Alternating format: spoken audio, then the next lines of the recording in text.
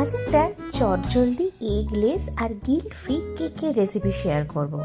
তার জন্য নিয়েছি 1 কাপ সুজি আর 1/2 কাপ চিনি। সেটাকে প্রথমে ব্লেন্ড করে নিলাম, তাতে মেশালাম 1/2 কাপ টক দই, আর এরপর মেশাবো 1/2 কাপ সাদা তেল। তারপর দিয়ে দেবো 1/2 কাপ দুধ।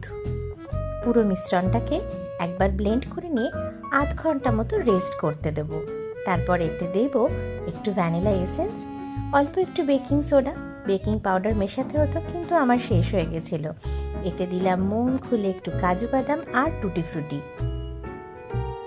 এবার 5 মিনিট প্রি হিটেড ওভেনে আমি এই মিশ্রণটাকে 15 মিনিট বেক করব। ব্যাস, তাহলেই তৈরি হয়ে যাবে আমার গিল্ট ফ্রি কেক। এই কেকটা কিন্তু চায়ের সাথে খেতে দিব্যি মজা লাগে। যেহেতু মিষ্টিটাও কম দেওয়া আছে, তাই আমাদের সন্ধেটা কিন্তু জমে গিয়েছিল।